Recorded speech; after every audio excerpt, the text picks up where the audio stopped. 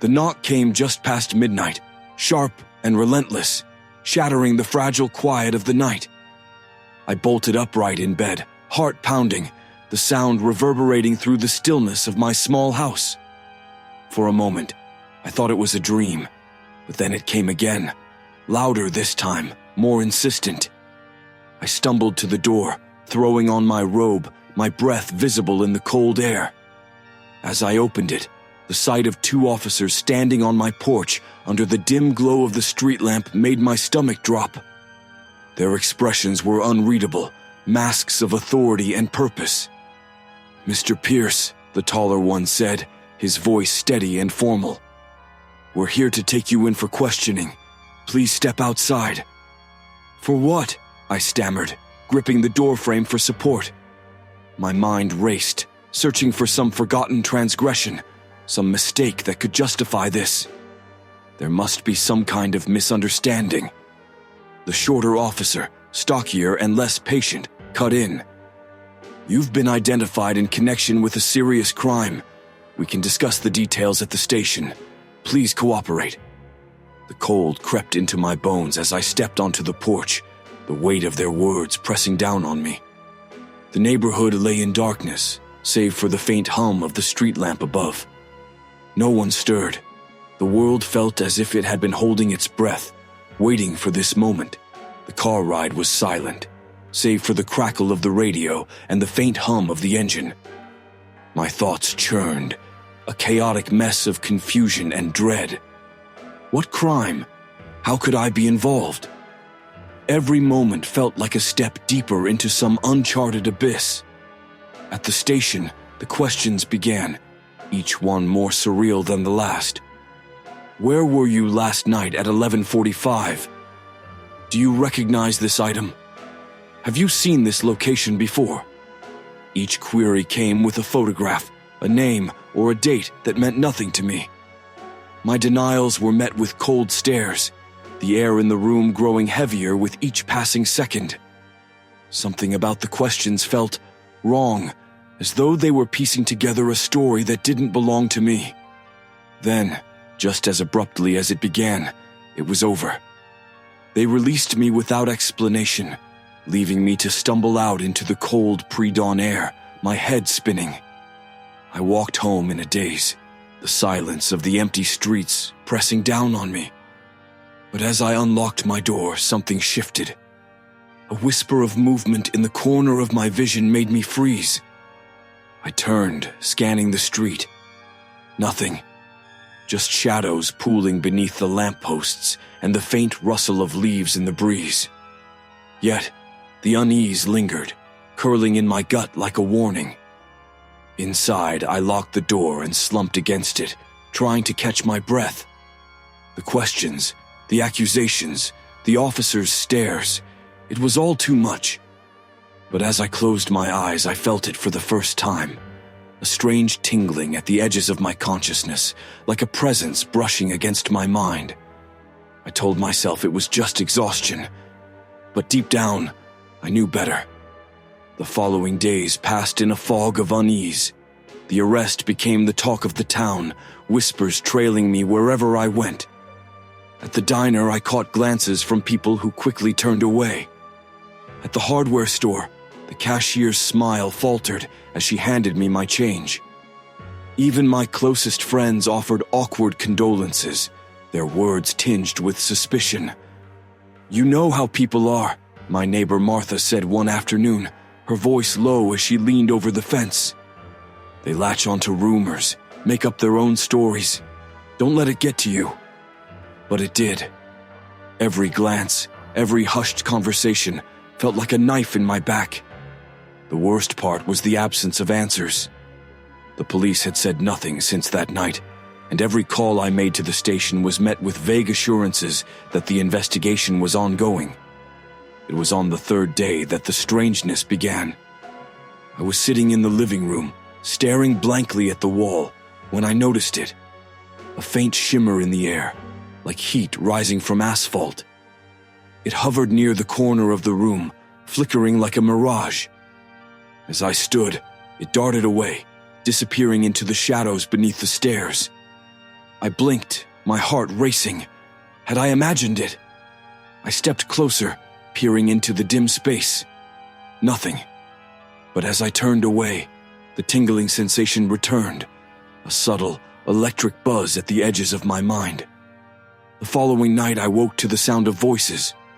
They were faint, just on the edge of hearing, like a distant conversation carried on the wind. I sat up, straining to listen, but the moment I moved, they stopped. The silence that followed was deafening. It wasn't until I ventured outside that the pieces began to fall into place. The air felt charged, heavy with an energy I couldn't explain. The streetlights flickered as I passed, their glow casting warped shadows on the pavement. And then I saw it, a symbol, faint but unmistakable, etched into the sidewalk beneath the light. It was a spiral, intricate and looping, with lines that seemed to twist and shift as I stared. I crouched down, running my fingers over it. The concrete felt warm to the touch, as though the symbol pulsed with some hidden life. The tingling in my mind grew stronger, almost overwhelming as I stood. I followed it like a thread, weaving through the quiet streets, past darkened houses and empty shops. The whispers returned, louder now, forming words that danced at the edge of comprehension. They led me to the library. Inside, the air was cool and still, the scent of old paper filling my lungs. I moved through the rows of shelves, drawn to a back corner where the light barely reached. There, on the wall, was another symbol. This one was larger, more complex, its spirals converging into a single, central point. As I stared, the tingling in my mind coalesced into a single, chilling realization. These symbols were part of something larger, a web stretching invisibly across the town, linking me to a mystery I hadn't chosen to enter. And at its center was something watching, waiting. The following morning, I couldn't shake the feeling that the symbols were watching me. Their spirals burned into my memory. They seemed alive, as though they thrummed with a life of their own. I felt their pull, whispering that there was more to uncover, though I didn't know if I could bear to find it. The whispers had grown louder, filling the quiet spaces of my home. They weren't just faint murmurs anymore. They carried fragmented words and phrases, fractured echoes of something larger. When I closed my eyes, I could almost make sense of them, but they would dissolve like mist the moment I reached for their meaning. Desperate for answers, I returned to the library that afternoon. The symbol in the corner remained, but now, as I stared, it seemed more detailed, as though new lines had emerged overnight. I didn't touch it. Something told me not to. "Are you looking for something?" A voice startled me. I spun around to see a man standing at the end of the aisle, his face weathered, his eyes sharp and probing. He wore an old threadbare jacket, his posture hunched as if carrying an invisible weight. "I'm not sure," I admitted, my voice shaky. "Do you know what this is?" I gestured to the wall. He stepped closer, his expression darkening as his eyes fell on the symbol. "You shouldn't be messing with that," he said, his voice low. "Some things are better left alone." I felt a flicker of frustration. "But what is it? I need to know." The man hesitated, his eyes darting around the empty library before he spoke again. "They're markers," he said finally. "You've seen others, haven't you? On the streets, maybe in places you wouldn't expect." I nodded, my throat tight. He sighed. "They're a way of binding things, ideas, energy, people. You won't find them in any book. They're not supposed to exist anymore." "What do you mean, anymore?" I pressed. The man gave me a long, searching look. "You should talk to Eleanor," he said at last. "She knows more than I do. Lives over on Cedar, house with the red shutters. But be careful. Knowing too much." He stopped himself, shaking his head. "Just be careful." Eleanor's house was exactly as he described, a squat brick home with faded red shutters and an air of neglect. I knocked hesitantly, the sound echoing in the stillness. When the door opened, a small woman stood before me, her gray hair pulled into a loose bun, her face lined but not unkind. "You're not here for pleasantries," she said without preamble. "Come in." Inside, the air smelled faintly of lavender and something metallic. Eleanor led me to a cluttered sitting room where books and papers covered every surface. In the center of the room was a single, intricate drawing of the symbol from the library wall. "You've seen it," she said, her voice quiet. "Yes," I admitted. "I don't understand what it means, but I can't ignore it. It's everywhere." She nodded, settling into a worn armchair. "They're the work of an accuser," she said. The word sent a chill through me. "What's an accuser?" Her eyes seemed to look through me. "A being that feeds on doubt, fear, and lies. It weaves webs to entangle people, using symbols like the ones you've seen to anchor its presence. You've been marked, haven't you?" I hesitated, then nodded. "I think so." Her expression turned grim. "Then it's using you. The symbols are part of a ritual, a way to frame you, to twist the truth until no one can tell what's real. If it succeeds, you'll become its scapegoat, the focus of its power." I felt the room tilt, the weight of her words crashing down on me. "Why me?" I whispered. Eleanor's gaze softened. "Accusers don't choose their victims. They find those already burdened by doubt or guilt. You might not have done anything, but it sensed something in you, something it could use." "Can it be stopped?" I asked. Eleanor was silent for a long moment. "Yes," she said finally, "but only if you're willing to face it directly." That night, Eleanor guided me to the next symbol, hidden in the shadow of an old stone bridge at the edge of town. The air grew colder as we approached, the world falling into an unnatural stillness. The spiral etched into the stone glowed faintly, its lines pulsing with a sickly green light. Eleanor held out a hand, stopping me from stepping closer. "It's waiting," she said. "The accuser won't reveal itself until the web is complete. But this is where we'll make our stand." "How?" I asked, my voice trembling. She reached into her coat and produced a small mirror, its surface framed in tarnished silver.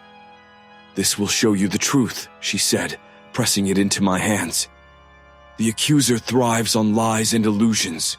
To weaken it, you must expose its threads, bring them into the light." I stared at the mirror, its surface cool against my palm. "And then?" Eleanor's face hardened. "Then you'll confront it. But remember, it will twist reality to protect itself. Don't believe everything you see." As I held the mirror, the tingling in my mind grew stronger, almost overwhelming. I stepped closer to the symbol, the air thick with tension. The spiral began to move, its lines writhing like living things, and a figure emerged from the shadows. It was me. It was me. At least it looked like me. Every detail was perfect. The same clothes, the same weary expression. But its eyes were wrong, pools of darkness that seemed to pull at my very soul. "You can't stop this," it said, its voice a distorted echo of my own. "You've already lost." The mirror grew warm in my hand, and as I held it up, the figure's form began to waver. Threads of light and shadow unraveled from its body, revealing a twisted shape beneath. A creature made of spirals and smoke, its presence suffocating. The accuser hissed, its voice a chorus of whispers. "You think you can defy me? You are nothing without my web." But the mirror's light grew brighter, illuminating the spirals around me. Each one shimmered, revealing connections that stretched into the void. I saw them for what they were: lies, accusations, distortions meant to ensnare me. And for the first time, I felt the web begin to fray. The accuser shrieked, a sound that wasn't quite sound, a vibration that rattled my teeth and sent ice shooting through my veins. The spirals etched into the stone bridge flared with a sickly light, the lines writhing like they were alive. My hands trembled as I clutched the mirror, its surface glowing faintly in the oppressive dark. "Your lies hold no power here," I shouted, though my voice felt small, swallowed by the cavernous silence around me. The accuser loomed closer, its form a tangled mass of spirals and shadow, ever shifting and impossible to focus on. Its many voices spoke at once, overlapping in a cacophony of accusation and despair. Each word clawed at my mind, dredging up every doubt and fear I'd ever buried. "You are alone. They all suspect you. No one will ever believe you." I staggered back, clutching the mirror tighter as its warmth anchored me to reality. I raised it again, aiming the reflective surface at the spirals glowing in the darkness. The light from the mirror struck them, and the web quivered, its lines beginning to fray. "Show me the truth," I whispered, summoning every ounce of courage I had. "Expose the lies." The mirror's surface shimmered, and a flood of images poured forth, overwhelming in their clarity. I saw the symbols for what they truly were, fractured moments of deceit woven into the fabric of the town, whispers passed in shadows, glances exchanged in secret, unspoken doubts and half-truths feeding the accuser's web. The creature roared, its spirals unraveling further as the mirror's light continued to reveal its threads. It recoiled, its shifting form struggling to reassemble itself. For the first time, I saw fear in its dark, fathomless eyes. "You cannot sever me," it cried, its voices trembling with rage. "I am born of truth. You are the liar." But its words rang hollow now. I could see the threads for what they were, fragile and fraying, their strength built on illusion. With each lie exposed, the accuser grew weaker, its form flickering like a failing light. The air around me felt heavier, as though the weight of the entire web was pressing down. My thoughts churned, the realization settling over me like a shadow. I was the final piece. The accuser's power depended on me believing its lies, on my doubt feeding its threads. I closed my eyes, focusing on the steady warmth of the mirror in my hands. "You have no power over me," I said, my voice steady despite the storm of whispers swirling around me. "I am not your anchor. I choose the truth." The words echoed in the stillness, cutting through the oppressive darkness. When I opened my eyes, the accuser had stopped moving. Its spirals hung limp, their glow fading into nothingness. The threads connecting me to the web dissolved, one by one, until there was nothing left but silence. The mirror's light dimmed, its warmth fading as I lowered it. The accuser's form collapsed inward, spirals folding into spirals until it was nothing more than a faint wisp of shadow. Then it was gone. The air felt lighter, the oppressive weight lifted. I stood alone beneath the stone bridge, the symbols on the wall now lifeless and dull. The night stretched around me, vast and still, as if holding its breath. Eleanor emerged from the shadows, her face pale but determined. "You did it," she said, her voice trembling with a mix of relief and exhaustion. "You broke the web." I nodded, though my hands still shook. "It's over." She stepped closer, her gaze fixed on the mirror in my hands. "Not entirely," she said softly. "The web is gone, but its echoes remain.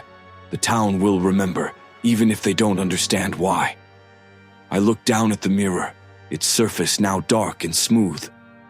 "What happens now?" Eleanor smiled faintly, though it didn't reach her eyes.